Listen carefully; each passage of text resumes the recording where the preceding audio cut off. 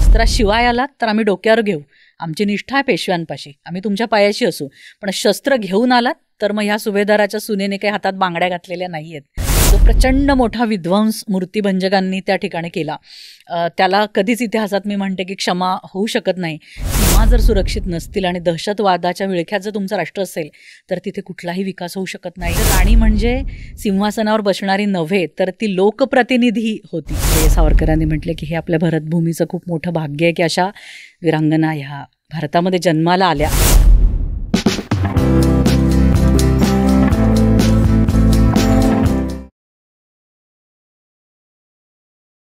जिजाऊंचे संस्कार, ताराराणींचं राजकारण, अहिल्याबाईंचं प्रशासन आणि राणी लक्ष्मीबाईंचा पराक्रम या सगळ्याचा आपल्याला प्रचंड अभिमान आहे.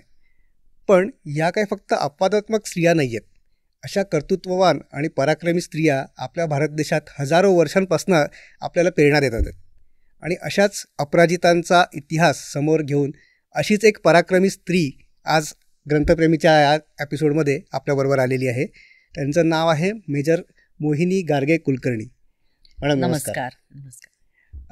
मोहिनी मॅडम या भारतीय सैन्यातनं रिटायर्ड झालेल्या आहेत. त्यांचा तो अनुभव ही खूपच विलक्षण आहे, खूपच छान आहे नक्कीच. पण आज आपण इथे भेटलेलो आहोत त्यांनी लिखित अपराजिता या पुस्तकाबद्दल बोलण्यासाठी. मॅडम, अपराजिता ह्या पुस्तकातल्या गोष्टींवर, कथांवर येण्याच्या अगोदर हे पुस्तक तुम्हाला का लिहावं असं वाटलं, याच्या मागचं उद्देश काय आहे, आणि ते लिहिताना तुमचा जो मिलिटरीचा तुमचा जो अनुभव आहे तो काही कामी आला का? खूप छान सुरुवात आहे ही नचिकेत. नक्कीच मला माझा अनुभव सांगायला आवडेल. भारतीय सैन्यामुळे एकतर मी पूर्ण भारताचं मला एक्सपोजर मिळालं, वेगवेगळ्या प्रांतांमध्ये राहण्याची संधी मिळाली आणि त्यावेळी जाणवलं की त्या प्रांतांमध्ये दडलेला खूप मोठा इतिहास आहे. तिथे काही वीरांगनांची काही त्यांचं काव्य असेल, त्यांच्या काही लोकगीतातल्या ओळी असतील किंवा त्या वास्तूंमध्ये दडलेला इतिहास असेल, हा नेहमीच बघण्याची संधी आली म्हणजे मिळाली. आणि लहानपणापासून इतिहासाची खूप ओढ होती. म्हणजे मी जिथे कुठे जात असे लहानपणीसुद्धा की हल्दीघाटी जिथे राणा प्रताप लढला किंवा आपला महाराष्ट्राचा इतिहास तर फारच गौरवशाली आहे, तर तिथून मी माती आणत असे तिथली, आणि असं माझ्याकडे खूप छान मातींचं संकलन झालं होतं. तर ती तेव्हाचीच आवड होती, ती कुठेतरी मध्ये साठत गेली. आणि नंतरच्या काळामध्ये मी 2 मुलींची आई झाले, त्याच्यामुळे रोज सांगण्यासाठी गोष्टी पाहिजेत. तर मग आपण आपल्या देशातल्या वीरांगनांच्या गोष्टी ज्या ऐकून मी पण आज आर्मीमध्ये आहे, तर आपण त्या मुलींना का सांगू नयेत, अशा छोट्या छोट्या गोष्टी मी जमवायला लागले. आणि त्याच काळामध्ये भारतीय सैन्य एका वेगळ्या वळणातनं प्रवास करत होतं. म्हणजे आपल्या सगळ्यांनी कदाचित ऐकलं असेल की भारतीय लष्करामध्ये विमेन ऑफिसर्सना म्हणजे मुलींना, अधिकाऱ्यांना आपल्याला म्हणजे बॉर्डरवरती पाठवता येईल का, आघाडीवरती, किंवा त्यांना कमांडिंग पोझिशन देता येईल का, या बाबतीमध्ये खूप मोठं विचारमंथन सुरू होतं. त्या बाबतीत माननीय सर्वोच्च न्यायालयात पिटिशनसुद्धा आपली होती. तर ती एक उत्सुकता माझ्या मनात होती की जर हा वीरांगनांचा देश आहे आणि अनेक वीरांगना इथे शस्त्र घेऊन लढल्या आहेत परकीय आक्रमकांशी, तर आज हा मुद्दा नव्याने कसा आपल्या देशामध्ये येत आहे की आपल्याला त्यांना पाठवता येईल का, किंवा काय काय बदल साधारण भारतीय लष्करामध्ये त्यासाठी करता येतील. मग माझं मन मागच्या काळामध्ये गेलं की साधारण एखादी राणी राज्य करायची तेव्हा तिचं प्रशासन कसं होतं, शस्त्र साधारण ती कोणती उचलू शकत असायची, ती हॉर्स रायडिंग कितपत अंतर करू शकायचे जे आज आम्ही शिकतो, आणि किती कठीण असायचं म्हणजे एका आईसाठी सुद्धा. तर ह्या सगळ्या उत्सुकतेपोटी हा प्रवास सुरू झाला आणि अगदी काहीही न ठरवता त्याचं आज एका ग्रंथामध्ये रूपांतर झालं. म्हणजे आज जी डिबेट चालू होती की महिलांना बाउंड्रीवर किंवा बॅटलफील्डमध्ये पाठवायचं की नाही, तर हे काही नवीन नाही, हे आधीपासून चालत आलेलं आहे, याच्यापासून आलेलं आहे. अगदी खरं आहे, नक्कीच.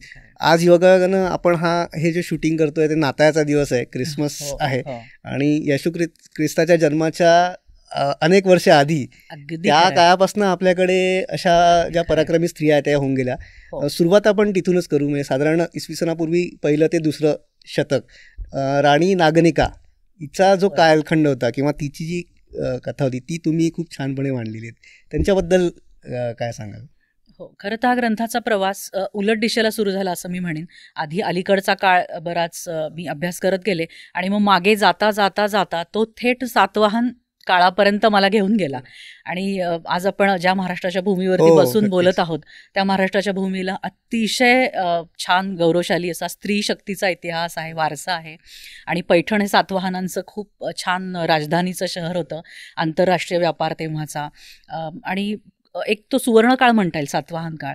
आणि हेही लक्षात घेतलं पाहिजे की एखाद्या कालखंडाला सुवर्णकाळ असं जेव्हा आपण म्हणतो तेव्हा त्याचा संबंध फक्त अर्थकारणाशी किंवा आंतरराष्ट्रीय व्यापाराशी नसतो, तर सामाजिक ऐक्य आणि आज ज्याला आपण आधुनिकता कदाचित म्हणू शकू, पण अशा अनेक गोष्टी त्या समाजामध्ये होत्या. हो, आणि नागनिका ही खरं तर फक्त भारतातली नव्हे तर संपूर्ण जगातली ही पहिली स्त्री प्रशासिका म्हणून सुद्धा आपल्याला तिच्याकडे बघितलं ती पाहिजे. आपल्या महाराष्ट्राने जगाला दिलेली आहे. अगदी अगदी. आणि बराच उशिरा नाणेघाटामधले शिलालेख आपल्याला सापडले आणि जगाच्या समोर एक आश्चर्याचा मोठा धक्का उभा राहिला की अच्छा, अशी एक राणी त्या काळी होऊन गेली आणि तिने सातवाहनांचं राज्य सांभाळलं. सिरी सतकर्णी या तिच्या पतीनंतर अतिशय सक्षमपणे तिने ते सांभाळलं. तिच्या कारकिर्दीमध्ये सुद्धा अनेक परके नाणी सापडली आहेत.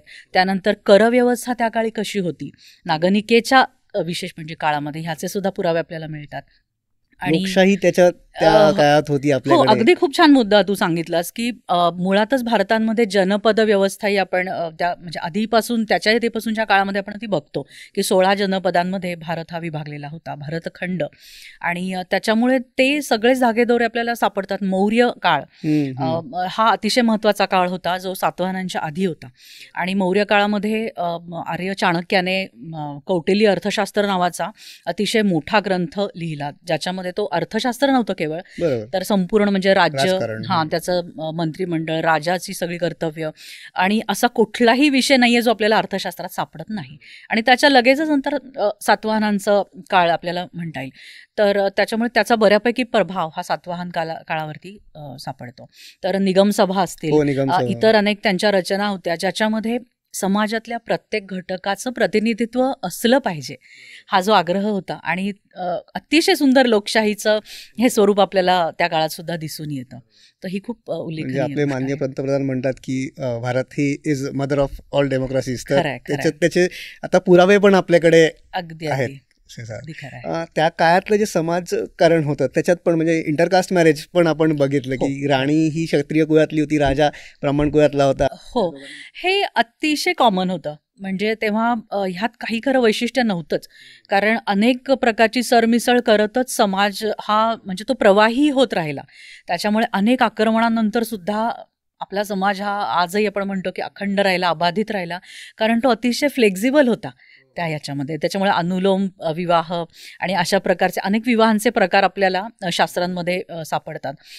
मुख्य त्याच्यामध्ये होतं की ते राज्य, त्याचं स्वातंत्र्य, त्याचं सार्वभौमत्व हे कसं राहील. त्याच्यामुळे मांडलिक राजे आणि मुख्य जो सार्वभौम राजा होता ह्यांच्यामध्ये मुली देणं घेण्याचं प्रमाण हे बऱ्यापैकी होतं, इररेस्पेक्टिव्ह ऑफ कास्ट अँड वर्ण, ज्याला मी म्हणेन की त्यांचा वर्ण कुठलाही असला तरी त्यांच्यामध्ये विवाह होत असत. त्यांना अतिशय मानाने त्या राज्याच्या राणी होत असत. तर फार सुंदर ही सरमिसळ त्या काळी बघायला मिळते.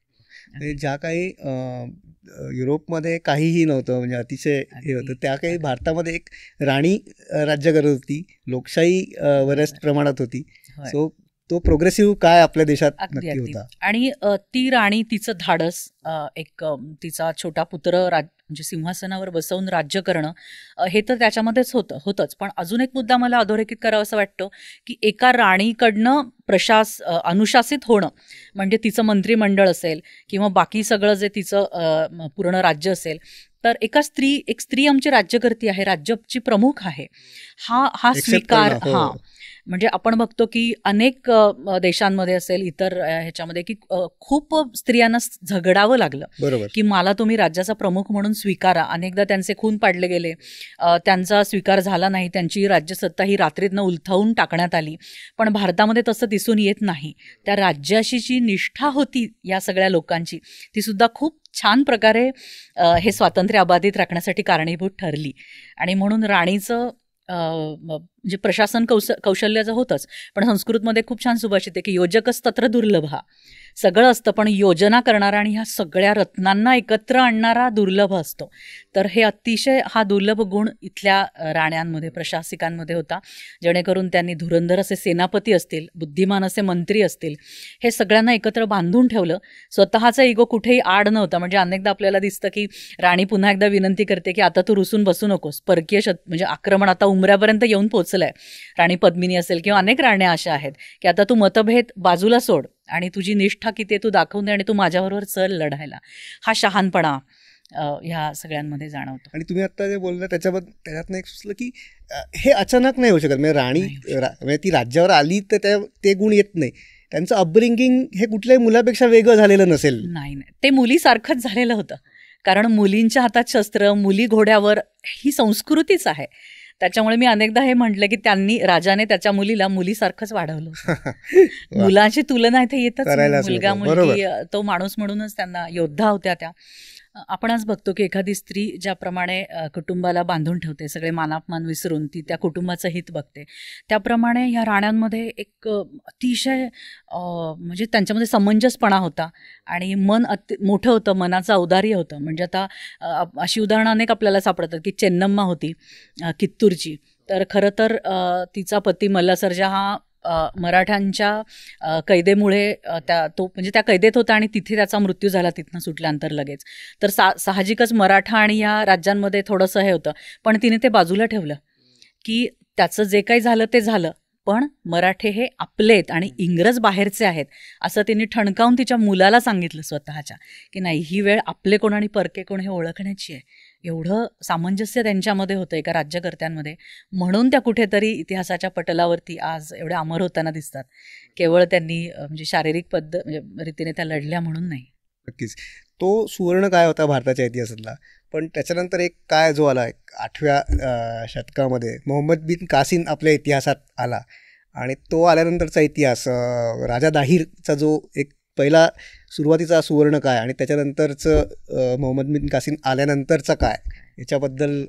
हो, हे प्रकरण मी मुद्दाम या ग्रंथामध्ये घेतलेलं आहे कारण दाहिर कन्यांचा पराक्रम किंवा दाहिर कन्यांचं एक नाव मी खूप लहानपणापासून ऐकत आले होते, पण मला कधीही त्यांच्याविषयी फार माहिती कुठे मिळाली नव्हती. म्हणून राजा दाहिरचा जो पिता आहे त्याचं नाव राजा चाच आणि त्याच्या नावाने लिहिला गेलेला तो चाचनामा. तर ह्याच्यामध्ये आपल्याला ह्याचा सगळा शब्दशः इतिहास मिळतो. आणि खरोखर कासिमच्या आक्रमणानंतरचा सिंध प्रांत आणि त्याच्या आक्रमणानंतरचा हा खूप वेगळा आहे. पण असंही नाही आहे की कासिम नावाचा कोणीतरी एक तरुण तिकडनं उठला आणि तो आला आणि त्यांनी सहजासहजी दाहिरला मारलं आणि पूर्ण सिंध प्रांतावरती. त्याच्या आधी असंख्य स्वाऱ्या करण्याचा प्रयत्न त्यांनी केला आणि राजा चाच असेल, राजा दाहिर असेल यांनी अतिशय सक्षमपणे सिंध किंवा हिंद म्हणूया आपण, सिंध ही हिंदचीच एक सीमा, तर त्याचं संरक्षण करण्याचा मोठा म्हणजे पराक्रम गाजवला. कारण दाहिरची राष्ट्रनिष्ठा ही खूप मोठी होती. परंतु वीरांचा इतिहास हा केवळ युद्धांचा किंवा युद्धशास्त्राचा नसतो. त्यात भावभावना असतात, त्यात त्यांचं व्यक्तिमत्व असतं, त्यांची युद्धनीतीसुद्धा असते. त्याप्रमाणे दाहिरच्या सैन्यातसुद्धा त्याच्या सहिष्णू स्वभावाप्रमाणे त्याच्यामुळे त्याच्यामध्ये अनेक अरब होते आणि ऐनवेळी त्यांची पण निष्ठा पणाला लागलेली होती, ती त्यांनी दाखवून दिली. आणि दुसरं म्हणजे आधीच्या अयशस्वी स्वाऱ्यांमुळे कासिमच्या स्वारीचं तेवढंच गांभीर्य पटकन लक्षात आलं नाही की यावेळी मात्र कासिम नावाचा जो तरुण येतो तो अगदी जास्त त्याच्याकडे सगळी शस्त्र आहेत, आधुनिक त्याच्याकडे उपकरणं आहेत आणि त्याचा जो मुळात संकल्प होता की एकही काफिर मी इथे जिवंत सोडणार नाही आणि संपूर्ण ह्या सिंध प्रांतावरती जिथे सिंधू नदीच्या मध्ये आता रक्ताचे पाट वाहणार आहेत, त्या सिंधू नदीवरती मी इस्लामचा परचम लावल्याशिवाय परत येणार नाही, ही त्याने जी शपथ घेतलेली होती. तर त्यामुळे त्याचं गांभीर्य पटकन लक्षात आलं नाही. कदाचित त्याला सिंध नदी ओलांडायच्या आधीच जर आपण ते ओलांडून तिथे ह्याचं सैन्य गेलं असतं, हां टॅक्टिकली बोलायचं झालं तर कदाचित वेगळं असलं असतं. पण त्यांनी खूप मोठ्या प्रमाणावरती सिंध नदी ओलांडली आणि जी भूमी ही अतिशय म्हणजे हिंदू संस्कृती खूप मोठी होती. आपल्याला ही सगळी नावं देवल, आजचं देबल जे आहे पाकिस्तानमध्ये, त्या सगळ्या म्हणजे मी त्याची जर यादी इथे द्यायला लागले तर ती खूप मोठी आहे. त्या स्थानांची मुख्य नावं किंवा किंवा सूर्य उपासक होते तिथले. मुलतान मुलतान सुद्धा हे नाव त्याच्यामध्ये आहे. सगळ्या शास्त्रांमध्ये, आपल्या हिंदू शास्त्रांमध्ये सिंधचा उल्लेख आहे, तिथल्या ऋषीमुनींचा उल्लेख आहे. आणि खरोखर एका चित्रपटाची सुरुवात वाटावी की घंटानाद होतोय, शंखनाद होतोय, असंख्य मंदिरं आहेत तिथे. हा सगळा हिंदू बहुल भाग होता आणि हजारोंच्या म्हणजे लाखोंच्या संख्येने म्हणेन मी, अतिशोक्ती नाही आहे, धर्मांतर झाली कासिमच्या ह्याच्यामुळे. आणि राजा दाहिराला कदाचित थोडा उशीर झाला ते आक्रमण परतवण्यासाठी आणि तोपर्यंत कासिमने हे सगळं केलेलं होतं. या लढ्यामध्ये राणीबाई ही जी दाहिरची पत्नी होती आणि त्याच्या मुली सूरज आणि परिमल ह्यांची नोंद घेतल्याशिवाय सिंधचा इतिहास हा सूरजदेवी आणि परिमल देवी त्यांच्याबद्दल येण्याच्या आधी राणीबाईंनी जो लढा दिला होता, कारण त्यांनी राजा दाहिर हे झाल्यानंतर त्या स्वतः किल्ल्यातनं लढल्या, तो पराक्रम त्यांचा ऐकायला आम्हाला नक्की आवडेल. नक्कीच. मुळात कासिमच्या आक्रमणांनी जे मानसिक खच्चीकरण होत होतं की दिवसेंदिवस हजारो एक किल्ला घेतला जात होता आणि त्यानंतर धर्मांतराचं सत्र सुरू होतं. असं असताना राजा दाहिराला फसवून मारलं गेलं, म्हणजे मला वाचवा, आणि अशा पद्धतीने त्याला मागे वळून त्याने पाहिलं आणि त्या सगळ्या धोक्याने त्याला घेतलं गेलं आणि त्याच्यामध्ये मृत्यू झाला. त्याचं शिर अतिशय अपमानास्पद पद्धतीने भाल्याच्या टोकावरती ठेवण्यात आलं, ते मिरवण्यात आलं आणि ते पुढे पाठवण्यात आलं. तर हा जो आपला स्वाभिमान चुरडला जातो कुठेतरी, आपली संस्कृती परकीय आक्रमकाच्या म्हणजे पायतळी तोडवली जाते, हा जो एक मानसिक आघात असतो, त्याच्यात आता आपला राजाही नाही राहिलेला. आणि राजा दाहिर हा खरा नेता होता. म्हणजे त्याला जेव्हा सांगितलं की आता आक्रमण होते, तू तुझ्या कुटुंबाला कुठेतरी हलव, तर तो म्हणाला नाही, सगळंच माझं कुटुंब आहे, मी माझ्या मुलींना आणि माझ्या राण्यांना का म्हणून दुसरीकडे पाठव. तर त्यांनी तसं काहीही केलं नाही. आणि हे जेव्हा कळलं की आता राजा दाहिर राहिलेला नाही आहे, तेव्हा राणीबाईंनी सगळं म्हणजे तिचा जो किल्ला होता, राजा दाहिरचा जो मुलगा होता, त्याच्या मदतीने तिनं तो किल्ला सगळा सज्ज केला आणि अतिशय मोठा लढा तिने कासिमसारख्या आक्रमकाशी दिला. मुळात हे आपण असं करावं हे वाटणं, हेच इतकं मोठं धाडस त्या काळी होतं. आणि तिने वरून जे तिला सापडेल, म्हणजे शस्त्रास्त्र, तर म्हणजे ती त्याच्यामध्ये कुशल होतीच, परंतु दगडांचा मारा असेल, पेटलेल्या बाणांचा मारा असेल, तर कासिमसाठी तिचा किल्ला घेणं ही इतकी सोपी गोष्ट नव्हती. त्याच्यामुळे तो लढा देत राहिला आणि शेवटी सुरुंगांनी काम केलं. सुरुंगांमुळे त्यांनी रस्ता तयार केला आणि ते वरपर्यंत पोहोचले. पण जेव्हा हे तिला दिसलं की आता हे सगळं होत आहे, तर तिने राण्यांना आवाहन केलं की आता ह्याच्या हाती जाण्यामध्ये काहीच अर्थ नाही आहे. कारण आक्रमकांच्या हाती जाणं म्हणजे काय, तर गुलाम म्हणून साखळ्यांमध्ये बांधलं जाणं आणि गुराढोरांप्रमाणे एखाद्या वाहनामध्ये कोंबलं जाणं आणि दमास्कसला तिथून पुढे नेल्या जायच्या त्या. आणि गुलाम म्हणून पूर्ण आयुष्य त्यांना दिसत होतं. केवळ त्यांचं नव्हे तर त्यांच्या पुढच्या पिढीचं, लहान मुलांचं आयुष्यसुद्धा गुलाम म्हणून जाणार होतं. त्याच्यामुळे आपल्याला राजस्थानमध्ये जे जोहर झाले, त्याच्यात आपण चित्रपटातही बघतो किंवा वाचनातही आपल्याला कळतं की गरोदर स्त्रिया त्या जोहरामध्ये उडी टाकलेली आहे. त्यांनी हाताला असलेल्या छोट्या शिशूंसकट त्यांनी त्या जोहरामध्ये उडी टाकलेली, हे सत्य आहे. कारण त्यांना माहिती होतं की त्यांचा धर्म त्यांना पुढे हे करता येणार नाही आणि ते अतिशय वाईट कुत्र्या मांजराप्रमाणे तिथे आयुष्य जगणार आहेत. तर हेच राणीबाईच्याही, म्हणजे राणीबाईचा काळ तर हा राजस्थानच्या जोहरांच्या खूप आधीचा काळ होता. तर तिने मोठा जोहर, मला असं वाटतं नाही, त्याच्या आधी सुद्धा काही जोहराचे आपल्याला हे सापडतात. जिथे जिथे परकीय आक्रमक आले तिथून ही जोहराची म्हणजे पद्धत आपल्याला दिसून येते. पकडल्या गेल्यावर होणाऱ्या हालापेष्टा इतक्या वाईट होत्या की त्याच्यापेक्षा जोहर मरण बरं, कारण ते मानाने आलेलं मरण होतं. असा तेव्हाचा एक, आज आपल्याला खूप भयंकर वाटतं की असा एक मोठा हे पेट्टा आहे आणि त्याच्यामध्ये हजारो स्त्रिया, 13,000, 14,000, 26,000 अशा एवढ्या मोठ्या प्रमाणामध्ये स्त्रिया त्याच्यामध्ये सरळ उडी मारतात. हा आज आपल्याला अतिशयोक्ती वाटते, कदाचित विश्वासही बसणार नाही माझ्या मुलींचा किंवा त्याच्या पुढच्या पिढीचा, पण हे सत्य आहे. ते सगळं नोंदवून ठेवलेला हा इतिहास आहे, आपण आणि परकीयांनी. तर राणीबाईंनी सुद्धा हेच केलं. तिने आवाहन केलं सगळ्या राण्यांना की आता, आणि तिचे सगळे जे उद्गार आहेत ते चाचनामामध्ये नोंदवलेले आहेत की आता आपण मानांनी मरण हा आपल्याकडे एक पर्याय आहे, पण ह्यातनं ज्यांना सुटायचं असेल त्या जाऊ शकतात, कदाचित त्या जिवंत राहू शकतील त्यामुळे. पण तसं काही झालेलं नाही आहे. त्याच्याही आधी तिने लढण्यासाठी म्हणून इतकी मोठी प्रेरणा सैन्याला दिली, कारण ज्या सैन्यासमोर त्या राज्याचं दुसरं सैन्य कापून पडलेलं होतं किंवा धर्मांतरित झालेलं होतं, अशा आपल्या बांधवांना बघून उरलेल्या सैन्यामध्ये काय प्रेरणा असणार लढण्याची. तर अशा सैन्यामध्ये सुद्धा त्यांच्या दुर्बल मनगटांमध्ये लढण्यासाठी जी प्रेरणा निर्माण करणं हे अतिशय कठीण काम असतं एखाद्या नेत्यासाठी. तर ते तिने केलं. तोपर्यंत तिने तो लढा कायम ठेवला आणि नंतर तिने तिच्या सकट अनेक हजारो स्त्रिया जौहरामध्ये हे गेल्या. पण तोपर्यंत राजा दाहिरच्या मुली ह्या दुसऱ्या किल्ल्यावरती पकडल्या गेल्या होत्या, सूरज आणि परिमल. त्यांच्यापर्यंत जौहर त्या वेगवेगळ्या किल्ल्यांवरती होत्या, तर त्या वाचल्या आणि गुलाम म्हणून त्या पकडल्या गेल्या. पण त्यांनी जो काय चतुराई अगदीच दाखवली, आपण खरंच याच्याकडे येऊया. मुळात म्हणजे राणीबाईंनी सुद्धा जो जोहर केला, तर कासिम आतमध्ये येईपर्यंत तो जोहर झालेला होता. आणि कासिम जेव्हा आत आला तेव्हा त्याला एवढे जळालेले देह दिसले समोर आणि खूप मोठा धक्का बसला. तो त्या किल्ल्यात 2-3 दिवस इथे होता की हे काय सगळं असं होतंय. आणि तिकडे राणी मात्र काही दिवसामध्येच सूरज आणि परिमल ह्या पकडल्या गेल्या. त्यांना प्रॉपर म्हणजे तिथे सगळी वर्णन आहेत की ज्या रस्त्यांवरनं फुलांचे गालीचे अंतरलेले असायचे, जी म्हणजे प्रजा सगळा त्यांचा जय जयकार करत असायची. तिथे रक्तांचे प्रेतांचे खत पडलेले होते, रक्ताने निसरडे झालेले होते. सिंधू नदी अक्षरशः लाल होती आणि त्या रस्त्यांवरनं त्यांना खेचून नेण्यात आलं पुढे. आणि गुलाम म्हणून त्यांचा मजल दरमजल त्या सगळे पुरावे आहेत ते त्या कुणाच्या कस्टडीत होत्या, त्याचं नाव काय होतं, ह्या सगळ्या पुराव्यांनिशी हा इतिहास लिहिला गेला आहे. आणि त्यांना हळूहळू मग पुढे नेण्यात आलं. आणि मग खलिफाकडे तिथे सगळीनं ही गुलामांना आणल्यानंतरची SOP तयार होती त्यांच्याकडे, की कशा पद्धतीने कुठून कुठून आणलेल्या मुली होत्या, हजारोंच्या संख्येने होत्या, ह्या दोघीच नव्हत्या तिथे. आणि अशा प्रकारच्या सगळ्या गोष्टींवरती त्याचं सिंहासन खरं तर खलिफाचं उभं होतं. त्यांना प्रॉपर प्रशिक्षित केलं जायचं. असं नाही की आणलं आणि खलिफाला दिलंय, असं नव्हतं. तर त्यांचं सगळं व्यवस्थित हे करून त्यांना धष्टपुष्ट करून सुंदर बनवून त्यांना एकेकाचं ते असं हे असायचं आणि त्यांना खलिफासमोर सादर केलं जायचं. तर तिथे गेल्यानंतर मात्र त्यांनी अतिशय मोठी म्हणजे चतुराई दाखवली की तुमच्याकडे येण्याआधीच कासिमने आम्हाला हात लावलाय आणि आम्ही तुमच्या योग्य नाही राहिलेलो.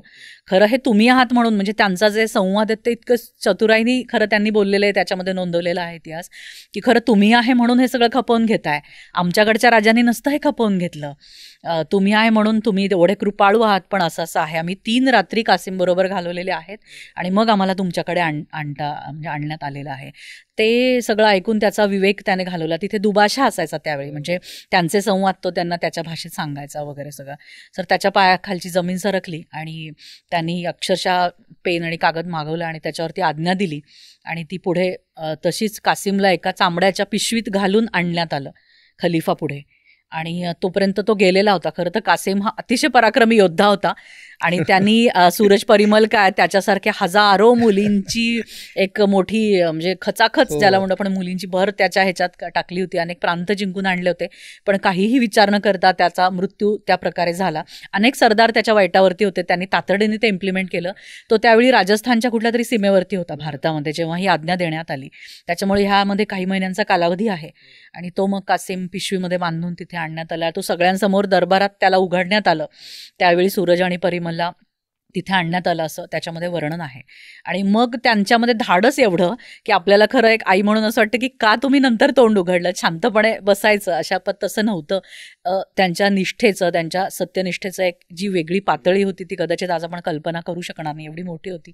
त्यांनी ते सांगितलं की त्यावेळी जर खलिफांच्या डोळ्यावरनं विवेकाची पट्टी जर निघाली नसती तर तुम्हाला ते सत्य दिसलं असतं, पण ते तुम्ही तुमचा विवेक घालवला, त्याचं रूपांतर संतापात झालं आणि कासिम सारख्यानं तुम्ही असा एवढ्या पराक्रमी सरदाराला तुम्ही असा मृत्यू दिला, असं त्यांनी तिथे सांगून टाकलं. आणि मग त्यांना अतिशय वाईट पद्धतीने मृत्यू देण्यात आला. घोड्याच्या शेपट्याला बांधून प्रचंड सगळं राज्य त्यांना फरफटत नेण्यात आलं, भिंतीमध्ये जिवंत त्यांना चिणण्यात आलं. तर अशा प्रकारचा हे. पण त्यांचं आश्चर्य म्हणजे त्यांचं नाव किती पिढ्यानपिढ्या पुढे घेतलं गेलं, की अशा प्रकारच्या या 2 वीरकन्या होत्या आणि ज्यांच्यामुळे कासिमचा मृत्यू झाला. तर चाचनामानुसार त्याचा अंत असा आहे, पण काही 1-2 अजून उर्दू पुस्तकं याच्यावरती लिहिली गेली आणि कासिमचा मृत्यू अशा प्रकारे झालाच नाही, तर तो घातपातानेच झाला, पण वेगळ्या पद्धतीने झाला. अशा प्रकारे दिशाभूल करणारे सुद्धा काही उर्दू ग्रंथ आपल्याला सापडतात. पण चाचनामा मुळात त्या सगळ्यांमध्ये या दोघींच्या चातुर्यामुळे कासिमचं जे आक्रमण आहे ते राजस्थानच्या सीमेपर्यंत थांबलं नाही, तो अजून आतमध्ये जाऊ शकला असता. आणि तुम्ही जसं म्हटलं की त्यांनी बादशाहसमोर पण खरं सांगितलं की आम्ही तुझ्याशी खोटं बोललो, त्याच्यामुळे तो बदला पण एक हे झाला की होय आम्ही बदला घेतला, कारण आमच्या पूर्वजांना, आमच्या देवदेवतांना त्यांचा विध्वंस करण्याचा अधिकार तुम्हाला कोणी दिला? ते ते तयार करण्यासाठी, ते हजारो वर्षांची संस्कृती निर्माण करून ती जपण्यासाठी काय लागतं हे आम्ही पाहिलं आहे. आणि आमचं सर्वस्व तिथे लुटलं गेलं. त्या माणसाला आम्ही असं सोडणार नव्हतोच अशा पद्धतीने. पण आपला इतिहास जो आहे तो बऱ्याच ठिकाणी दाखवल्याप्रमाणे फक्त जोहरांचा किंवा पराभवांचा नाही आहे, निश्चितच आणि विजयांचा पण आहे.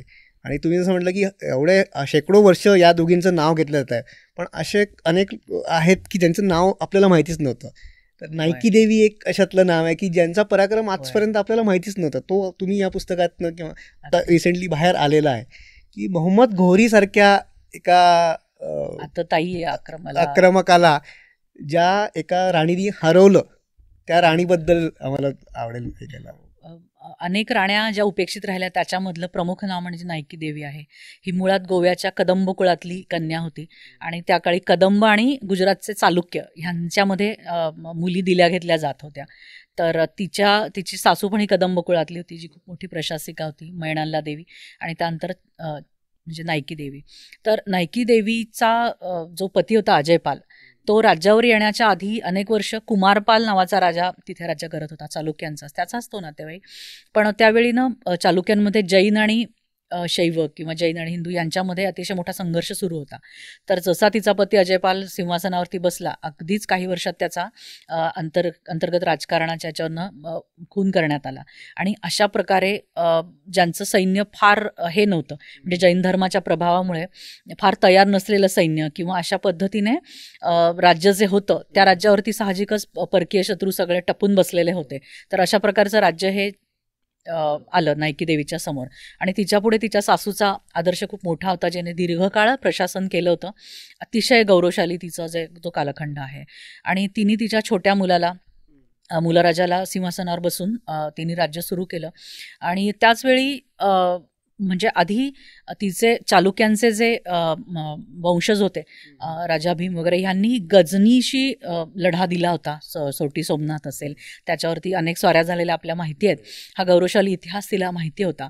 आणि मग घोरीसारखा आक्रमक जेव्हा हळूहळू ह्या सगळ्या म्हणजे मुलतानच्या मार्गे येत राहिला पुढे काही वर्षामध्ये, तो अन्निलवाडा म्हणजे आत्ताचा सगळा जो भाग आहे नंतर झाला, ज्याला आपण अहमदाबाद म्हणतो, ते कर्णावती ज्याचं नाव आहे, पाटण, तिथली जी राजधानी होती पाटण. तर तेव्हा त्याला कळलं की अतिशय वैभव संपन्न असं हे राज्य आहे, पण तिथला राजा एक छोटासा राजा आहे आणि राज्य तसं कमकुवतच झालेलं आहे. फार तर फार त्याची आई जे काही करायचं ते करू शकेल, ती अशी काय करणार आहे.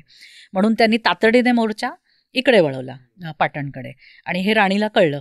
आणि म्हणून तिने अशा वेळी जे म्हणते मी की सामंजस्य काय, तर तिला कळलं की आपण म्हणजे एकटीने नेतृत्व करून आपल्या सैन्यासह हे कदाचित शक्य होणार नाही कार्य. तर तिने तिच्या सगळ्या राजांना, मांडलिक राजांना, शेजारी राजांना तातडीने निरोप देऊन हे म्हणजे त्यांना बोलावून घेतलं की आता वेळ आलेली, आपण एकसंध होऊन राज्य करायला पाहिजे. स्वातंत्र्यवीर सावरकरांचं जे पुस्तक आहे 6 सोनेरी पाने, त्याच्यामध्ये त्यांनी पूर्ण नायकी देवीचा इतिहास सुद्धा घेतलेला आहे. त्यात ते छान वर्णन करतात की तिने आता हा बालराजा त्यांच्या सगळ्यांसमोर ठेवला की आता आपल्याला राज्याचं संरक्षण करायचं आहे. आणि सगळे राजे तयार झाले. तिचं आवाहन असं होतं की सगळे राजे तिच्याबरोबर लढण्यासाठी तयार झाले.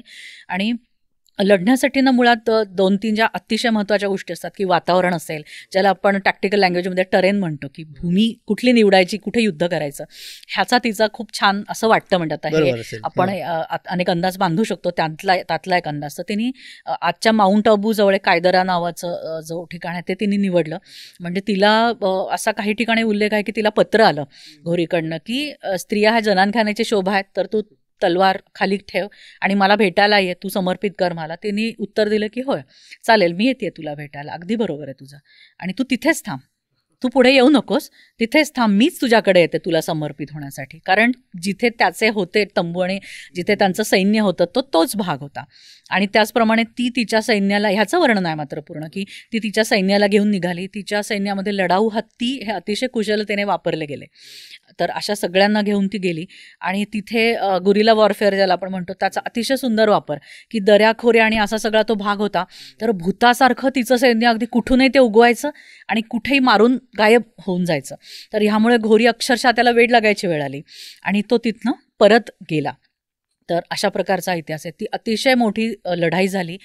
दुर्दैवाने अनेक भारतीय इतिहासकारांना सुद्धा तिच्या नावानिशी ह्या विजयाची नोंद ठेवण्याची गरज वाटली नाही.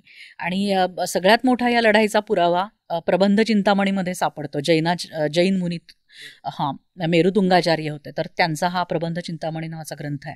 तर त्याच्यामध्ये त्यांनी पूर्ण संस्कृत की ही कदंब कन्या होती आणि एका मोठ्या श्लोकामध्ये ह्याचं वर्णन त्यांनी दिलेलं आहे. नायकी देवी ही परमर्दी चित्ताची मुलगी होती आणि ती अशा प्रकारे शिशुम निधाय म्हणजे शिशूला मांडीवरती घेऊन ती म्हणजे बसली आणि ती लढली. म्हणजे तिच्या घोड्यावरती सुद्धा तो शिशू होता, छोटा मुला राजासकट ती लढली.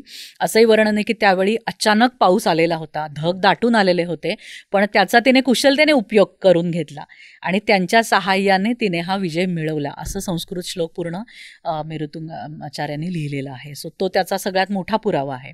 परंतु त्याच्या तबकाते नासिरी किंवा ह्या घोरीचं कडनं जे साहित्य लिहिलं गेलं त्याच्यामध्ये हे स्पष्टपणे लिहिलेलं आहे की तो छोटा राजा होता वयाने वगैरे, तरीही काही गोष्टी अशा झाल्या की घोरीला परतावं लागलं.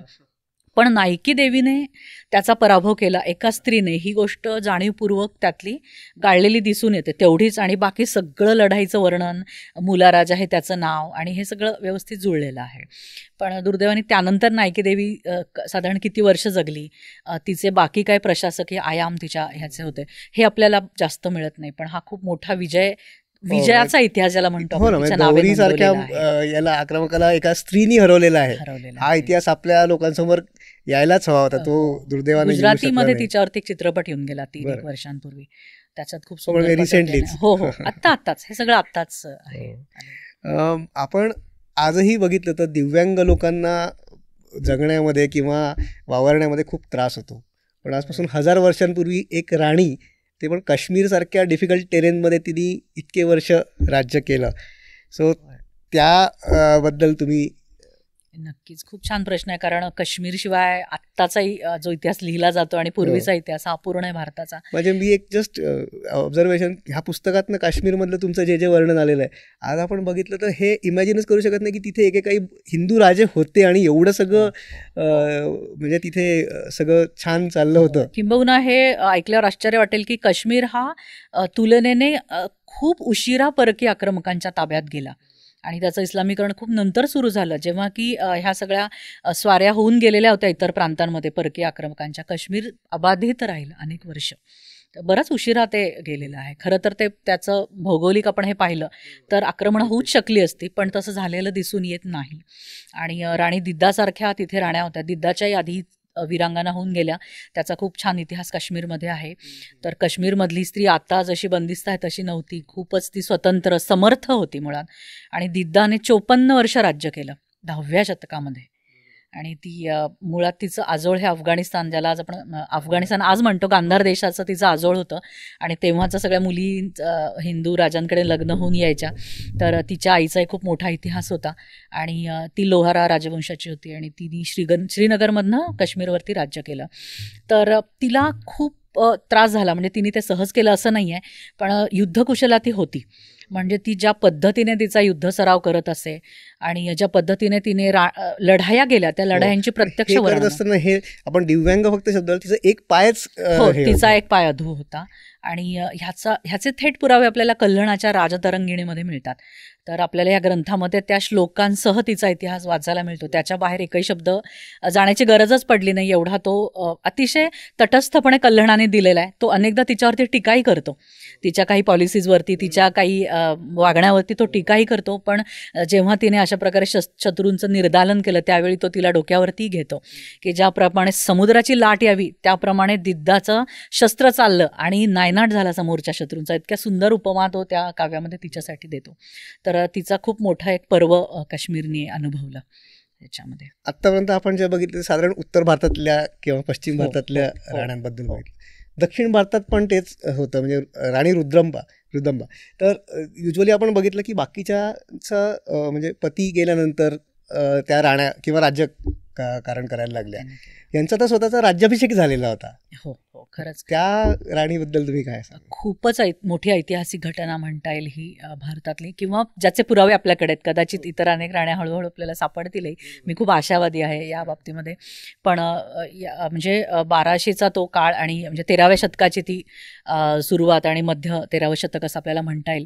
त्या काळी 2 मुली असलेला एक गणपती राजा, म्हणजे काकतीयांचा राजा, अतिशय सहजपणे त्याच्या मोठ्या मुलीच्या हातामध्ये ही तलवार सोपवतो काकतीयांची. आणि आता हे राज्य, आणि ते अचानक असं सोपवलेलं नाहीये, तर एखाद्या युवराजाचं जसं प्रशिक्षण होतं तसं त्या राजकुमारीचं प्रशिक्षण झालंय. लहानपणापासून शस्त्रास्त्र, घोडेस्वारी आणि तिचं जे युद्ध कौशल्य होतं हे अतिशय, म्हणजे आपण एक्स्ट्राऑर्डिनरी म्हणतो, प्रचंड. म्हणजे यादवांचा तिने नंतर पराभव केला, अतिशय बलाढ्य अशा इतर शत्रूंचा पराभव केला. अंतर्गत शत्रू असतील, सीमेवरचे शत्रू असतील, तिची जी तलवार चमकलेली आपल्याला दिसून येते काकतीयांच्या ह्या एकूण पर्वामध्ये. तर खूप मोठा इतिहास रुद्रामाने लिहिलेला आहे. आणि तिच्या राज्याभिषेकाचं इतकं सुंदर वर्णन की कसे राजे सगळे आलेले आहेत आणि त्यांची तलवार तिला सोपवण्यात आली. त्यानंतर 2 वर्ष तिने तिच्या वडिलांची असिस्टंट म्हणून राज्य केलं, सगळं शिकली. आणि मग तिने 1262 तिचं स्वतंत्र असं पर्व तिथे सुरू झालं की किल्ला तिने भक्कम करून घेतला. आणि मुळात काकतीयांचा जो काळ होता हा सुवर्ण काळ आहे भारताच्या इतिहासातला. त्याच्यावरती आज अनेक विद्यापीठांमध्ये आपण PhDचे थेसिस बघतो. एवढं तेव्हाचं, म्हणजे तिने राज्य केलं म्हणजे काय, तर हा एवढा ज्याला आपण पीक पॉईंट म्हणतो की तेव्हाचं विज्ञान, अभियांत्रिकी कौशल्य, तेव्हाची शेती, जलसिंचन व्यवस्था, आंतरराष्ट्रीय व्यापार, अर्थकारण, म्हणजे अशा एक एक बाजू जर आपण ते वाचायला घेतल्या तर खरोखरच तो PhDचा एक मोठा थेसिस होऊ शकेल त्या काळचा. त्यानंतर आरोग्य व्यवस्था, ज्याला आपण आज हे सहज शब्द वापरतो, मॅटर्निटी वॉर्ड्स आणि म्हणजे डिलिव्हरी करणाऱ्या ह्या सगळ्या गोष्टी, सिझेरियन, आज आपण किती सहज म्हणतो सी सेक्शन, पण ह्या सगळ्या करणाऱ्या विदुषी तेव्हा होत्या, ह्यांची सगळी वर्णनं काकतीयांच्या काळामध्ये मिळतात. तर ह्या सगळ्यांना जपून त्याच्यामध्ये भर टाकत राणी रुद्रामाने राज्य केलेलं आहे.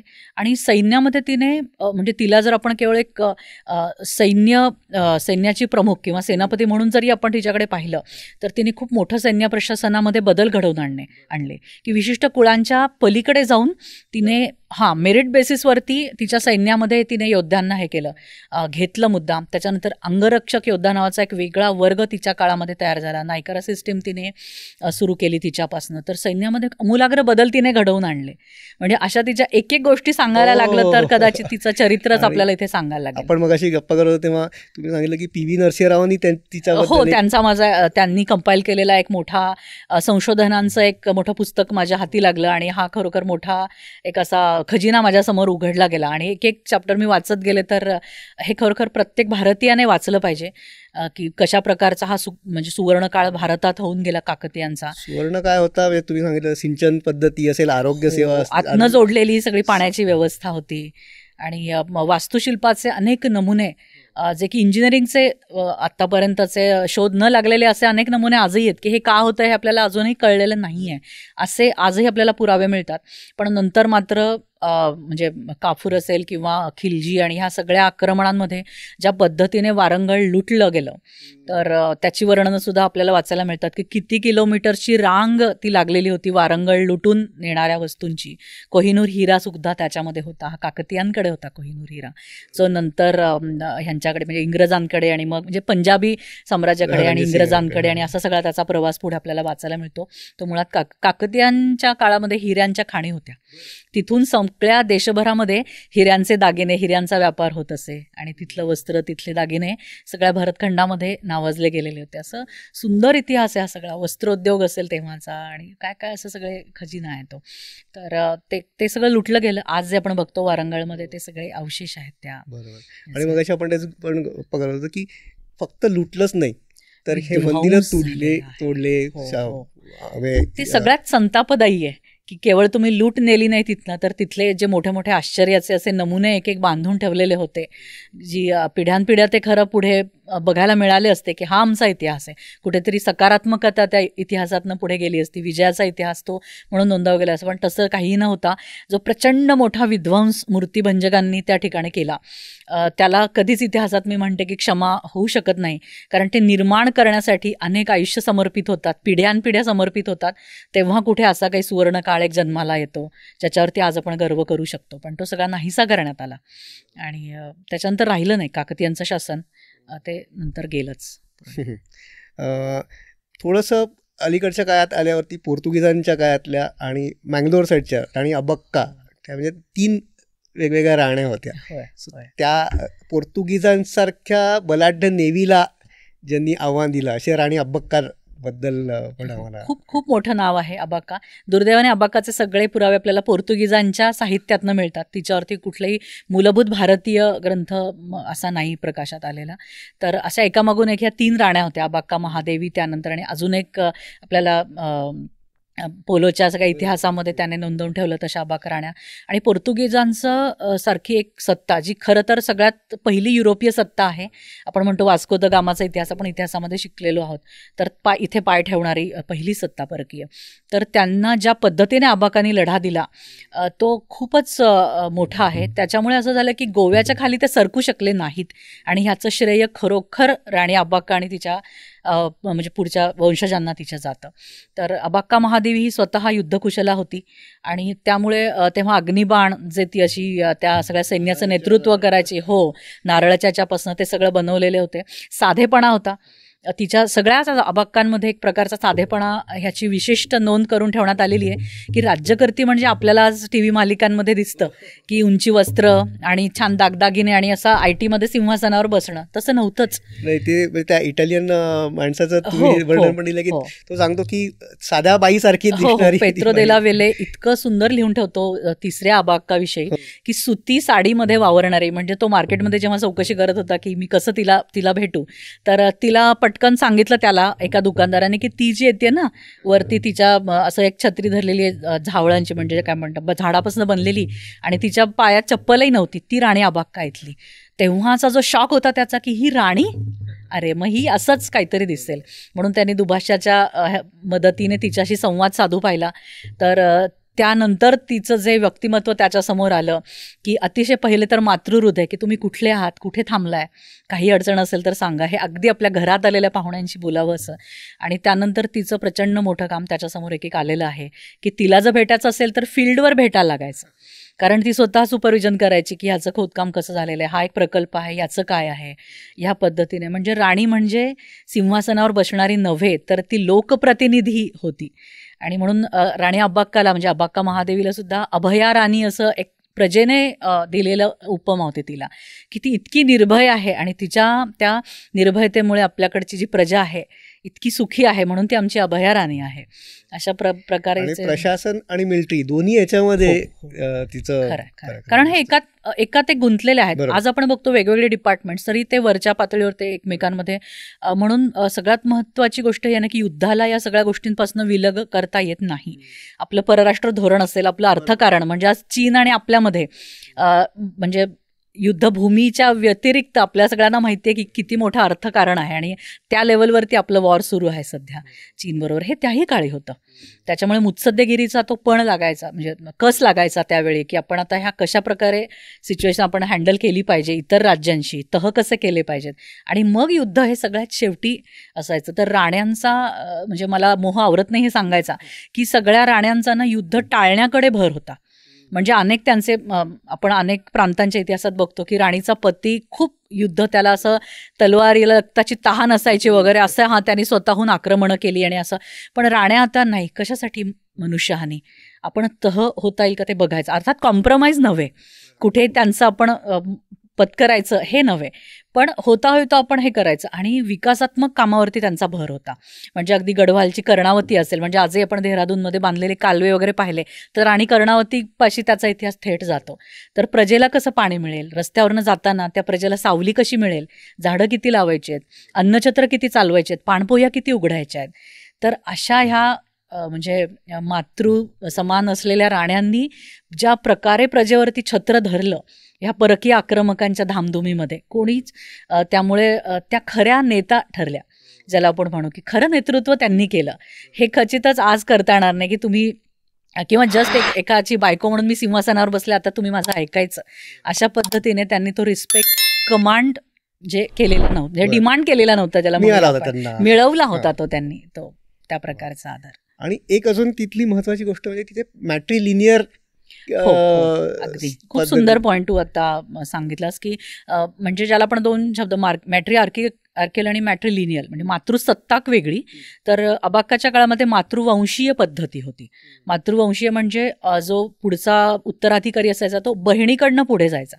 म्हणजे जसं अबाक्काला तिच्या मामाकडनं सत्ता मिळाली होती, म्हणजे त्यांनी तिला तसं तयार केलं होतं की आता ही पुढे या राज्याची उत्तराधिकारी होणार आहे, अशा पद्धतीने. सो ती एक वेगळा तो मुद्दा तिथे बघायला मिळतो. ह्या सगळ्या गोष्टी की इक्वॅलिटी म्हणा किंवा फेमिनिझम म्हणा हे आपल्या रक्तातच आहे, हा नाहीच आहे, खरं आहे. म्हणजे त्याचं तिथे दूरवरही कुठे आपल्याला हे दिसत नाही.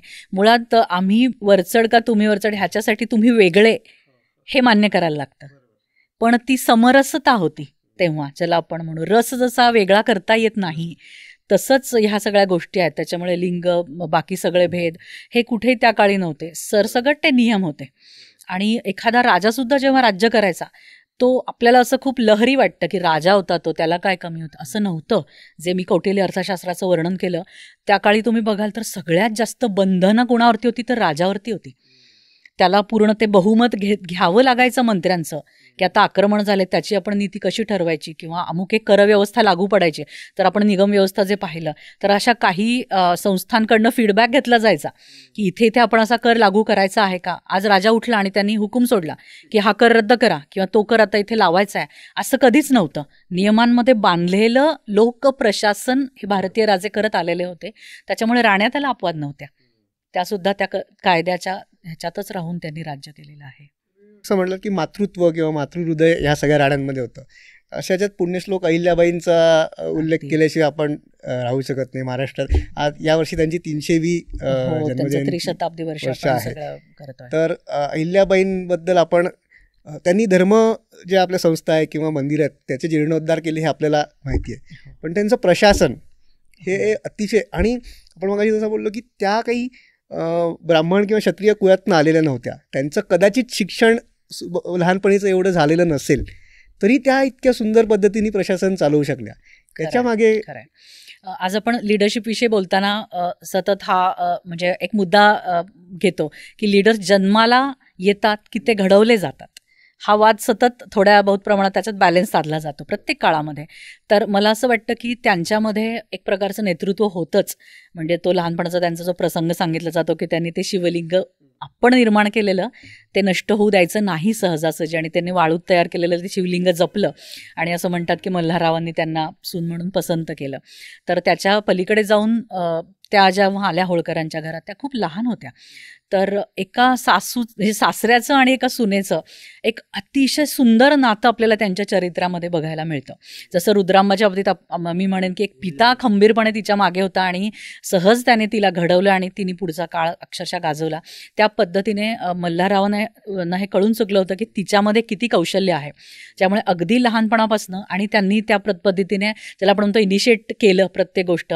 ते मोहिमेवर न आले की त्या बसायच्या, ते ऐकायचं सगळं, कसं लढाई झाली, कोण शत्रू होते, साधारण भूगोल कसा आहे आपल्या आजूबाजूचा, हे त्या प्रयत्नपूर्वक सगळं हे करत गेल्या त्यांच्या गोष्टींमधनं.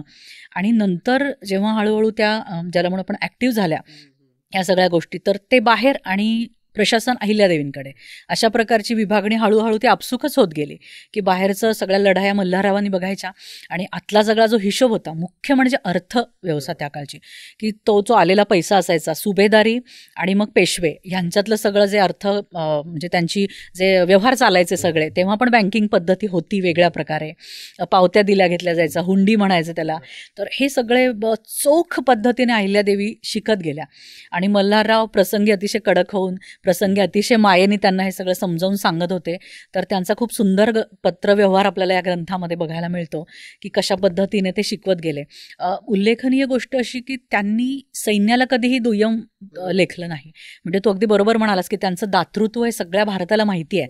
आज असा कुठला प्रांत नसेल जिथल्या मंदिराचा जीर्णोद्धार अहिल्यादेवींच्या हातून झाला नाही. पण त्यांचं जे सामरिक कौशल्य होतं किंवा सैन्याकडे बघण्याचा जो दृष्टिकोन होता हा खूप महत्त्वाचा होता. म्हणजे आपल्या सगळ्यांना माहिती आहे की शस्त्रेण रक्षिते राष्ट्रे शास्त्रचिंता प्रवर्तते. जर तुमचं राष्ट्र हे शस्त्रांनी रक्षण केलं गेलं असेल तर त्याच्यामध्ये शास्त्र म्हणजे सगळे विकास होईल आणि अभ्यास होईल, कला आणि बाकी सगळ्या ह्या पुढच्या गोष्टी आहेत. सीमा जर सुरक्षित नसतील आणि दहशतवादाच्या विळख्यात जर तुमचं राष्ट्र असेल तर तिथे कुठलाही विकास होऊ शकत नाही. हे त्यांनी अतिशय चांगल्या पद्धतीने जाणलेलं होतं. म्हणून सामरिक ज्ञान त्यांना खूप छान पद्धतीने मल्हाररावांनी दिलेलं होतं. मल्हाररावांच्या मृत्यूनंतर जेव्हा राघोबादादांनी त्याचा फायदा घेण्याचा प्रयत्न केला तेव्हाच त्यांचं पत्र. आणि अहिल्यादेवींच्या व्यक्तिमत्वात हे खूप छान होतं. जसं मी म्हणते की सामरिक त्यांचं खूप होतं. तर सैन्य व्यवस्था कशी पाहिजे, सैन्यामधला कुठलाही चूक झालेली त्या खपवून घेत नसतात. अतिशय कडक शासन होत असे, प्रशासकीय अधिकाऱ्यांना मोठं शासन होत असे, त्यांची नोकरी लगेच जात असे त्या काळामध्ये. आणि तोफा आपण इकडून तिकडे हलवायच्या आहेत साधारण, तर किती बैलांसाठी वैरण कसा लागेल, म्हणजे त्या मग बैलांच्या पाठीवरनं हे केल्या जातील तर त्या बैलांची व्यवस्था करायला लागेल. साधारण आपल्या हाताखालची किती माणसं आहेत त्यांच्यासाठी शिधा किती लागेल, तिथे जाऊन ते म्हणजे रस्ता किती किलोमीटरचा आहे, हा सगळा अतिशय बारकाईने अहिल्यादेवी अभ्यास करत असत. आणि मग त्याच्यातल्याही चुका आणि पुढची शिकवण त्यांना हे देत असत की तुम्ही अशा अशा पद्धतीने केलात, तोफा स्वतःहून हलवल्या तर तुमचं खूप कौतुक आहे, पण इथून पुढे तुम्ही हे जरा काळजीपूर्वक करत चला. या ठिकाणी गहोदांचा एक खूप सुंदर प्रसंग आहे. मग लगेच अहिल्यादेवी म्हणतात की वडिलांनी यावेळी आम्हाला क्षमा करावं, मी ह्याच्यापेक्षा छान कामगिरी करून दाखवेन पुढच्या वेळी. हे किती सुंदर आहे. म्हणजे आज म्हणजे आपण टिपिकली बघतो सासरे आणि एक सून, पण खूप सुंदर नातं आहे. आणि तू म्हणालास तो मुद्दा की राघोबादादा जेव्हा आले की आता संपलं, बाईंचा मुलगा गेलेला आहे आणि आता ही सुभेदारी आपल्याला बळकवायची आहे, तर त्यांनी हा संदेश कडक पद्धतीने गेला की हत्तीवरती स्वार झालेल्या अहिल्यादेवी आणि सगळे असे मुजरे झडत होते, सगळी प्रजा त्यांना बघत होती की आज अहिल्यादेवींचं वेगळंच रौद्ररूप आपल्याला बघायला मिळतंय सगळीकडे. तर त्यांनी हे कडकपणे सांगितलं की शस्त्राशिवाय आलात तर आम्ही डोक्यावर घेऊ, आमची निष्ठा आहे पेशव्यांपाशी, आम्ही तुमच्या पायाशी असू, पण शस्त्र घेऊन आलात तर मग ह्या सुभेदाराच्या सुनेने काही हातात बांगड्या घातलेल्या नाही आहेत, मलाही शस्त्र उचलता येतच, मग शस्त्राला शस्त्र भिडेल आणि जे होईल ते तुमच्यामुळे. आणि हेही त्यांनी पत्रातून कळवलं की मी हारले तर ठीक आहे, एक बाई हरली म्हणून फार काही माझी बदनामी होणार नाही, पण तुम्ही हरलात हे जर जगाला कळलं माझ्याकडनं तर मात्र काय जो परिणाम होईल त्याच्यासाठी तुम्ही. तर मग त्यांचा पूर्ण रवैया बदलला. नाही मी मातोश्रींचा शोक हे करण्यासाठी येत होतो आणि तुम्हाला सांत्वना करण्यासाठी मी इथपर्यंत आलो वगैरे वगैरे. पण अहिल्यादेवींचं अजून औदार्य किंवा मोठेपण असं ज्या गंगोबा तात्यांच्या कटकारस्थातनं हे झालं, त्यांचा मुलगा हा अहिल्यादेवींकडे दिवाण म्हणून लागल्यानंतर आणि अनेक वर्ष त्यांनी अतिशय निष्ठेने, म्हणजे अहिल्यादेवी तिथे काय म्हणूया आपण त्या पूर्वग्रह दूषित नव्हत्या, त्याचा मुलगा आहे म्हणजे असं नाही, त्याला त्यांनी पदरी ठेवलं आणि अतिशय चोख असं प्रशासन त्यांच्या भरोशावरती केलं. हे खूप किती मोठ्या छोट्या छोट्या गोष्टी. आणि हे सगळं लक्षात घेताना आपल्याला ही गोष्ट लक्षात ठेवली पाहिजे की त्यांचं पर्सनल आयुष्य हे पूर्ण ट्रॅजेडीनी हे होतं आणि त्याचा कुठलाही परिणाम त्यांनी प्रशासनावर होऊ दिला नाही. निळकंठाप्रमाणे ज्याला म्हणतो विष प्यायलं पण जे दिलं जगासाठी ते अमृतच दिलं. एक अलौकिक असं आत्मबळ आपल्याला ना अहिल्यादेवींच्या चरित्रात सापडतं. व्रतस्थ आयुष्य होतं, स्वतःशी जी बांधिलकी होती तीच इतकी मोठी होती की मी हे प्रजेसाठी करते किंवा कुणासाठी करते हा नंतरचा मुद्दा होता. पण घरानंतर सुद्धा की नाही माझं, त्यांची जी शपथ आहे त्यातले शब्द जर आपण पाहिले आणि नंतर माहेश्वर त्यांनी ज्या पद्धतीने वसवलं, प्रचंड असं आत्मबळ त्यांच्यामध्ये होतं की ती जरबच इतकी मोठी होती की कोणी म्हणजे बादशाचा एकदा खलिता आला आणि त्यांना सांगितलं की हा उभा राहून खलिता घ्यायचा, तर त्यांनी जे सुनावलं की खुद्द पेशव्यांचा खलिता सुद्धा आम्ही असा काही, आमच्याकडे ही पद्धत नाही आहे, आम्ही सगळे मिळून एका टीमप्रमाणे मान्य करतो आणि बादशहाचा खलिता उभा राहून घ्यायचा तर प्रश्नच येत नाही, तिथे खलिता ठेवा आणि चालते व्हा. हे जे त्यांच्यामध्ये होतं, जे धाडस आणि त्यांचं आत्मबळ, हे फार अलौकिक होतं ते. बरोबर. या पुस्तकातल्या इतक्या विरांगणांबद्दल तुम्ही लिहिलंय की त्यातल्या कुठल्याबद्दल आत्ता गप्पा करायच्या आणि कुठल्या नाही, म्हणजे त्यातनं स्किप करणं फारच अवघड होतं माझ्यासाठी. पण कुठेतरी आपल्याला अगदी खरं आहे हे थांबावं लागेल. पण हे आपण बघितलं की सिंधपासून तर आसामपर्यंत अहोम राण्यांपासून काश्मीरपासून तर केरळपर्यंत संपूर्ण भारतात अशा वीरांगणांचा इतिहास भरलेला आहे. सो असं कुठलं भौगोलिकरित्या इथेच स्ट्रॉंग राहण्या झाल्या असं काही नव्हतं. आपल्या पूर्ण संपूर्ण देशातच हा इतिहास आहे. त्याच्याबद्दल तुम्हाला काय वाटतं? नाही, अगदी खरं आहे. ह्या अखंड भारतातल्या राण्या आहेत. म्हणजे आज सिंध आपल्यामध्ये नाही, आज बांगलादेश आपला वेगळा आहे, पण बांगलादेशातल्या राणी भवानीचं चरित्र म्हणजे तिने सुद्धा अगदी मी जसं म्हणाले अहिल्यादेवींचं तसं व्रतस्थ आयुष्य तिचं होतं आणि खूप मोठं प्रशासन. म्हणजे आपल्याला इंग्रजी अधिकाऱ्यांच्या साहित्यामध्ये हे सगळं इंग्रजांच्या हे बघायला मिळतं तिच्याविषयी माहिती. तर प्रशासनाचा जो हा इतिहास असेल तो ह्याच्यामध्ये आपल्याला मिळतो. त्यानंतर अहोम राजे म्हणजे एखादे राजे एखाद्या भूखंडावरती येतात बाहेरून, पण ते त्या लोकधारेचे होऊन जातात. याचं एक उत्तम उदाहरण म्हणजे पूर्वांचलातले अहोम राजे, ज्याच्यामुळे मुघल सत्ता त्या प्रमाणात तिथे पसरली नाही. औरंगजेबाशी आणि नंतरच्या यांची त्यांनी खूप कडी टक्कर दिली. तर त्या प्रकारचा इतिहास असेल. आणि मला असं वाटतं की स्त्रीमधलं जे शौर्य आहे ते खूप वेगवेगळ्या प्रकारामध्ये प्रकटलेलं आहे. म्हणजे एखादी लक्ष्मीबाई ही तलवार घेऊन लढलेली आहे, तर अहिल्यादेवींनी अशा प्रकारच्या एक प्रकारचं मोठं पुनरुत्थान सामाजिक घडवून आणले, ते शौर्य त्याच्यातनं प्रकटलेलं आहे. अहोमांची सती जयमती आपण बघितली तर तितिक्षेतनं तिचं शौर्य प्रकटलेलं आहे. किंवा माई भागो या संत योद्धा होत्या की गुरु गोविंदांची साथ आता आपल्याला सोडता येणार नाही. आपल्या गुरूंचं जे बलिदान आहे त्याला तेव्हाच अर्थ येईल जेव्हा आपण आता माघारीनं परतता लढायला आपण त्यांच्याबरोबर खांद्याला खांदा घेऊन आपण जाऊया. त्यासाठी त्या घोड्यावर चढल्या. म्हणजे समर्थांनी नंतर क्षात्रधर्म जो सगळीकडे आपल्याला सह्याद्रीच्या दऱ्याखोऱ्यांमध्ये जागवलेला इतिहास आपल्याला माहिती आहे. पण म्हणजे समर्थ आणि हरगोविंद एकेकाळी भेटले होते उत्तराखंडामधल्या श्रीनगर ह्या ठिकाणी. तर अशा प्रकारचा हा इतिहास भारताचा कुठेतरी जोडला गेलेला आहे.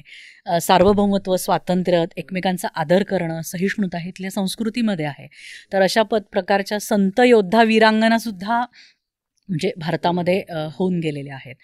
त्यानंतर राजवंशातल्या तर वीरांगना होत्याच, पण आपण 1857चा उठाव असेल किंवा हे असेल तर घरोघरच्या स्त्रिया ह्या कशा प्रकारे वीरांगना झालेल्या होत्या.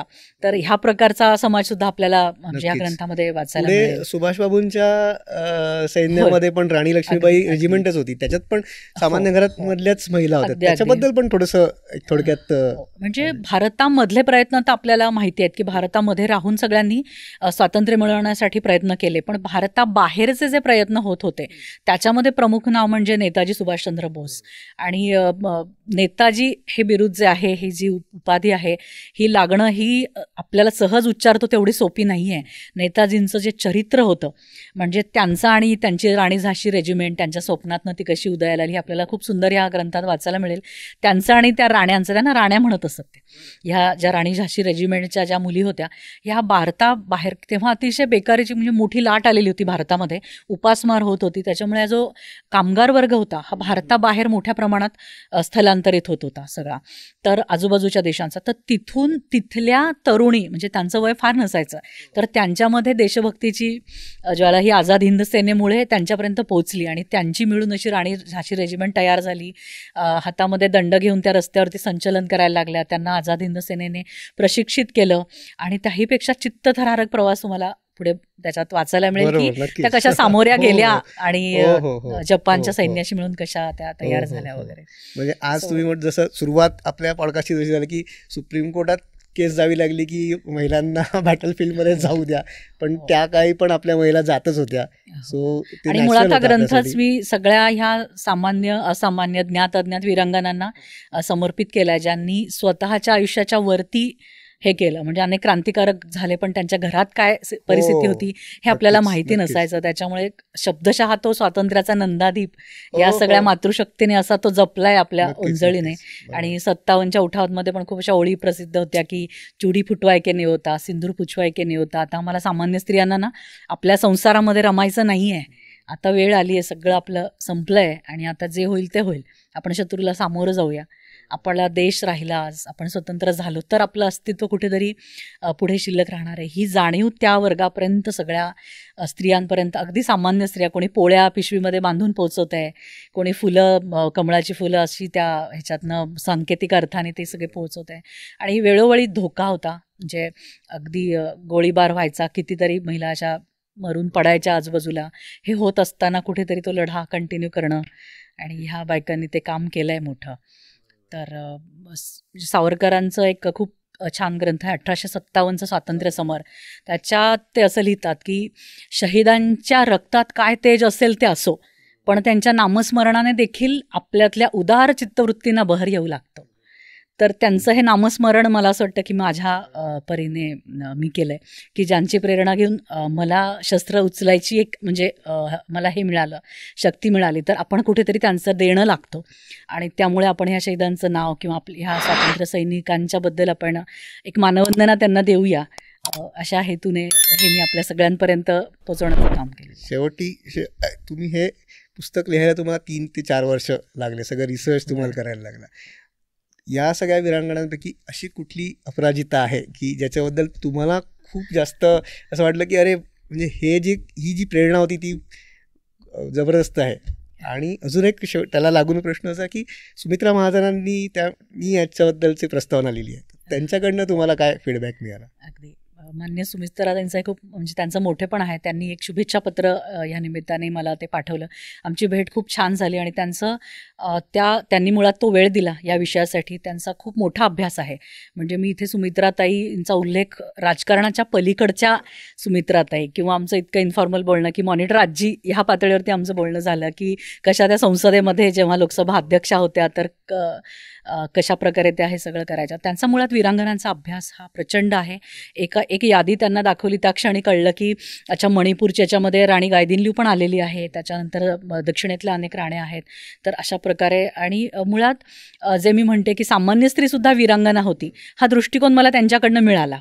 आणि त्यांनी हे पण मला ही एक प्रकारे ह्या पुस्तकाची किंवा ग्रंथाची मर्यादा की आपण ह्याच्यामध्ये सशस्त्र क्रांतीच्या वीरांगना आणि प्रशासिका अशा घेतल्या आहेत, पण ज्या प्रभात फेरीमध्ये सामील होणाऱ्या महिला होत्या, ज्या अगदी साधारण 1 तास त्यावेळी देशासाठी देत होत्या, त्यांचंही खूप एक म्हणजे थोरवी आहे ह्या पद्धतीने त्यांनी मला समजावून सांगितलं. त्यानंतर पुस्तकाचं मुखपृष्ठ असेल तर त्या सिंहासनावरचा जो शेला आहे त्याच्यासाठी त्यांनी तो कसा असावा एवढ्या सुंदर पद्धतीने त्यांनी मला मार्गदर्शन केलं आणि एक प्रकारची प्रेरणा मला त्यांच्याकडनं मिळाली की आपण हे काम करतोय.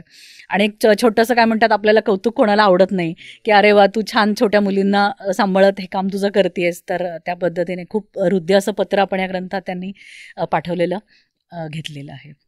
आणि त्याआधी तू जे म्हणालास की रिसर्चच्यामध्ये आणि आवडती राणी अपराजिता सांगणं हे खूप कठीण आहे माझ्यासाठी. अपराजिता नाव याच्यासाठी की त्या लढल्या किंवा जिंकल्या, म्हणजे जिंकल्या किंवा हारल्या हा मुद्दाच नाही आहे इथे. त्यांनी घेतलेला लढण्याचा निर्णय हाच मुळात विजय आहे त्यावेळी. तर त्याच्यासाठी त्या अपराजिता ठरल्यात. त्या जरी धारातीर्थी पडल्या, त्याच्यानंतर राज्य परक्यांच्या हातात गेलं तरी सुद्धा त्या अमर झाल्या, अपराजिता ठरल्या.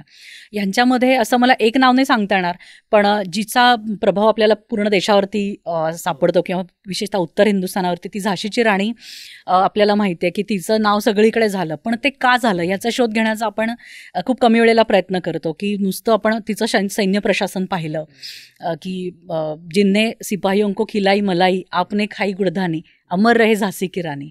म्हणजे अक्षरशः जखमी सैनिकांना पट्ट्या बांधण्याचं काम जर ती करत असेल तर ते किती मोठं सैन्य प्रशासन ती करत असेल. किंवा 3 मोठ्या मोठ्या लढाया तिने केल्या, एकदा ती थांबली नाही किंवा तिने आत्मसमर्पण केलं नाही. तर तिने झाशीच्या किल्ल्यावरनं उडी मारली. ते एक तिचं मोठंच, तिने झाशीची लढाई मुळात तिथपर्यंत तात्या टोपे पोहोचू शकले नाहीत आणि तिने ती पूर्ण तो झाशीचा किल्ला ती ऐतिहासिक उडी आपल्याला माहिती आहे. तिथून ती काल्पीचं तिने युद्ध केलं, लढाई केली. तिचं सैन्य नव्हतंच ते, तिने इतर सगळ्यांचं सैन्य आणि तात्या टोपे आणि पेशव्यांना तिने प्रेरित केलं की ही तलवार घेऊन टाका. आता जर ही इंग्रजांच्या विरुद्धात जर हिचं काही काम नसेल तर मी तुम्हाला देऊन टाकते, तुमच्या पूर्वजांनी माझ्या पूर्वजांनाही कधी काळी दिली होती. अशा प्रकारे पेशव्यांनाच्या पायाशी तिने तलवार ठेवली. काल्पीची लढाई असेल, खूप सुंदर पद्धतीने त्या आली. आणि सगळं काही संपल्यानंतर पुन्हा की छत्रपतींचा इतिहास आपल्या डोळ्यासमोर आहे, एक चांगला किल्ला हवा आहे म्हणून तिने ग्वाल्हेरच्या शिंद्यांना हरवलं, त्यांचं सैन्य वळवलं. म्हणजे एखाद्या वीरांगना ती नंतर ती अतिशय कमी वयातली एक तरुणी होती जिचा पती गेलेला होता, मूल नव्हतं, दत्तक वारस नामंजूर झाला होता. आणि सगळ्यात महत्त्वाचं म्हणजे ती कुठल्याही राजवंशातली नव्हती. म्हणजे मोरोपंत तांबे हे क्लर्क ज्याला म्हणू पण दिवाणीचं काम करायचं आणि ती केवळ पेशव्यांमध्ये वाढली. पण तरीसुद्धा जो तिचा मी एक राणी आहे आणि आता मी केवळ विधवेचं आयुष्य जगणार नाही आहे गंगाधर पंत गेल्यानंतर. आत्ता माझ्या कुटुंबापेक्षा किंवा माझ्या त्या धर्मशास्त्रांमधल्या नियमापेक्षा समोर उंबऱ्याशी इंग्रज येऊन ठाकलेला आहे आणि मी आता या राज्याची राणी म्हणून उंच मानेने सगळीकडे वावरणार आहे. हे जे शहाणपण आहे, त्या धर्म प्रवाही करण्याचा जो हा प्रयत्न आहे, हे असे अनेक गोष्टी मला तिच्या चरित्रामध्ये मिळाल्या. आणि एक प्रकारचं आत्मबळ मी ज्याला म्हणेल की काहीही नसताना पुन्हा पुन्हा उभं राहायचं, हे जे एक पुन्हा अपराजिता ज्याला म्हणू आपण, की ते संपेपर्यंत मी शांत बसणार नाही आहे. अतिशय कमी वयामध्ये तिने, आपल्या सगळ्यांना माहिती आहे बुंदुलेंकर हर बोलों के मुँह हमने सुनी कहाणी थी, तर ही कहाणी त्यातल्या त्यात मला खूप हे वाटली. आणि तुम्ही ग्रंथ वाचालच, त्याचा शेवटसुद्धा जे सावरकरांनी म्हटले की हे आपल्या भरतभूमीचं खूप मोठं भाग्य आहे की अशा वीरांगना ह्या भारतामध्ये जन्माला आल्या. तर मला वाटतं हा गौरव प्रत्येकाने अनुभवावा आणि घरोघरी, आणि ही धरोहर आपण अशी पुढच्या आपल्या घरातल्या मुलींना, सुनांना त्यांच्या पुढे पोचवण्यासाठीही द्यावी, असं मला खूप कळकळीने वाटतं. नक्कीच. आणि म्हणूनच मॅडम जसं मग अशी म्हणाली की त्यांनी जी तलवार उचलली, त्यांनी जे कार्य केलं, त्यांचं फक्त नाव आपण घेतलं पाहिजे. म्हणून अपराजिता, गाथा भारतीय वीरांगनांची, शौर्य, प्रशासन आणि स्वातंत्र्य, हे पुस्तक नक्की विकत घेऊन वाचा. याची लिंक आपण डिस्क्रिप्शन बॉक्समध्ये देणार आहोत. म्हणून तुम्ही इथे आलात आणि या पुस्तकाबद्दल छान गप्पा झाल्या आपल्या. आणि नक्कीच हे पुस्तक वाचून सगळ्यांनाच, म्हणजे फक्त मुलींना नाही, मुलांना पण सगळ्यांना प्रेरणा मिळेल ही अशी आशा आहे. आणि तुम्ही आलात त्याच्याबद्दल खूप खूप धन्यवाद. खूप धन्यवाद. मला हा प्रवास पुन्हा एकदा उलगडायला संधी मिळाली. धन्यवाद.